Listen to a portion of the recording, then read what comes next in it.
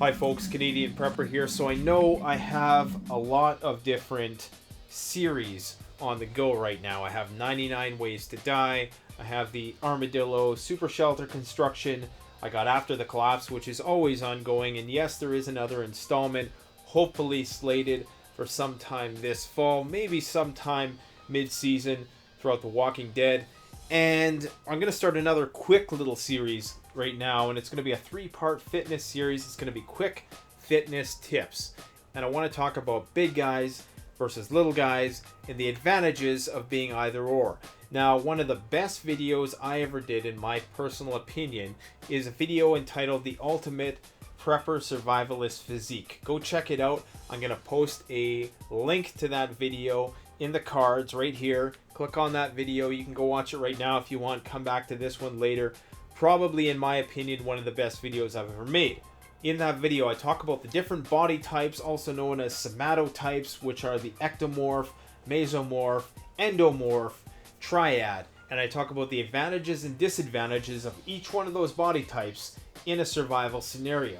Now, in this video, I want to make a key distinction between what it means to be a big guy versus what it means to be a little guy. Because I hear this so often, and it's really annoying to me, and it's gotten to the point where I just challenge people on the spot when they tell me this. I'll have somebody say, oh, I used to be 240 pounds of pure muscle. And I say, oh yeah, bullshit. Unless you're a 6'6" genetic freak, there's no way in hell that you're a lean 240 pounds. Most of the people that tell me this are guys who are my height, between 5'9" and 5'11". See, a lot of people who don't work out don't understand what a big guy actually is. Right now, I weigh about 185 pounds. The 185 pound version of me could beat the living crap out of the 220 pound version of me. Why? Because the 220 pound version of me is probably carrying around at least an extra 25 pounds of fat. Maybe if I'm lucky, I'm carrying around an extra 5 pounds of muscle and a few pounds of water weight and sugar in my muscle cells. But by and large, that weight is fat. So we have to make this key distinction that most people who consider themselves big guys are actually people who are just overweight and appear to have a large stature, when in reality it's just a bunch of weight that weighs them down. Now, it's skill and technique which far and away trumps size, in my personal opinion. There's this video on YouTube, a viral video of Conor McGregor versus the Mountain. I guess the Mountain was a strong man, and he's also in a show. What the hell is that show called? I don't even watch it. It's a very, very popular show. Somebody's 10,000 people are going to comment in the comment section because it's that popular. But basically, all of these fanboys, and I'm not a Conor McGregor fanboy at all. I think he's a cool guy, but I could care less if he wins or loses. Anyways, if you look in the comment section of this video, a lot of people have a misconception of what it means to be big, what it means to be tough, what it means to be strong, because everybody in this comment section seems to think that just because the Mountain is probably twice the size, literally, of Conor McGregor, that he's basically toying with McGregor. Now, I went on that video and I left a couple comments about how people didn't know what the hell they were talking about. There's no way in hell, if this was a real fight, that the Mountain would stand a chance against the reigning lightweight champion of the UFC. Not a chance. In my personal opinion, that's my opinion, I'm sticking to it. Even though the Mountain has brute force strength and size, that's pretty much the extent of the advantage he has. He doesn't have the skill, he doesn't have the speed, the agility, he's not wiry like McGregor is, he doesn't know all the holds, he doesn't know all the punches, he doesn't know how to punch, he doesn't know the kicks, he doesn't have any of that technique and dexterity that McGregor has. You see, there's a lot of really brainwashed people out there who are not physically fit and don't know anything about physical fitness.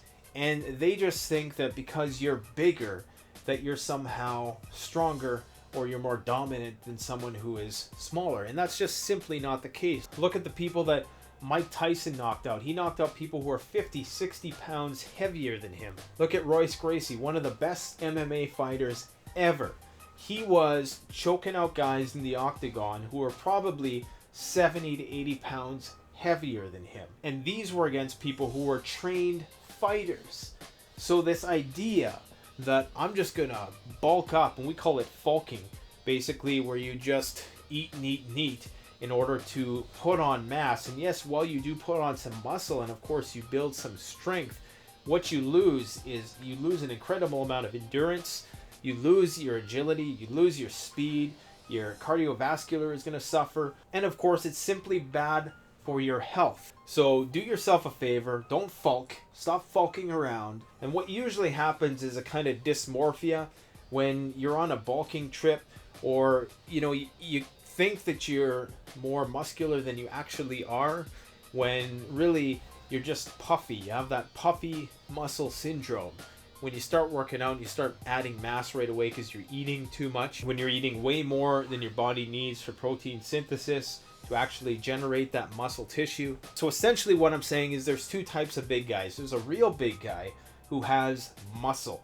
And then there's another big guy who's mostly fat, adipose tissue, but it might appear that he isn't, because a lot of people, what you don't realize is a lot of bodybuilders in particular, they have so much muscle and they're so lean and so ripped that when they have a t-shirt on, chances are they won't even really look that jacked. But a person who is bulking, on the other hand, will look very big until that person takes their shirt off, and they're probably just going to look soft, flabby. They don't have that hard cut, striated look that comes when you're at a lean mass. So just remember that 50 extra pounds that you're hauling around, while that might center you a bit more and ground you and anchor you into the ground a bit more, make you a bit more immovable to somebody who's trying to take you down, it's very much akin to having a 50-pound weight strapped to you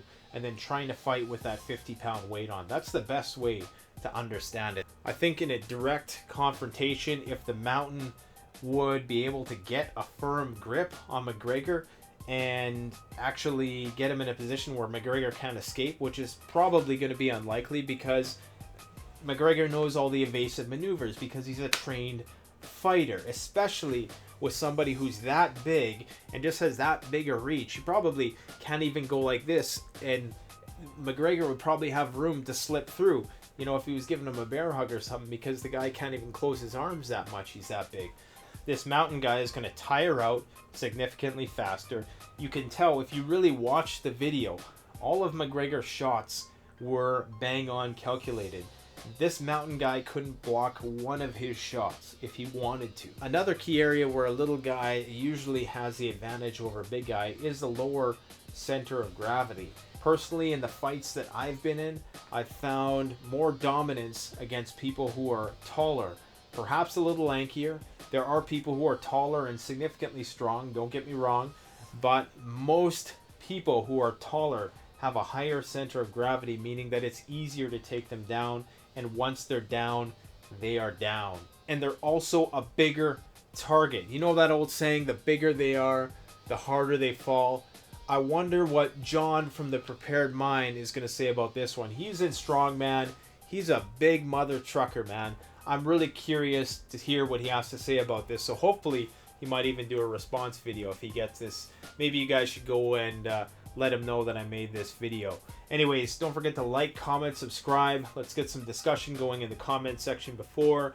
If you want to get yourself a bug out roll, some new improvements have been made to the roll, and I have a lower price throughout the holiday season. So go pick one up at CanadianPreparedness.com and support the channel. Also, I have t-shirts at Teespring, so check them out. I'll post links in the description. Thanks for watching.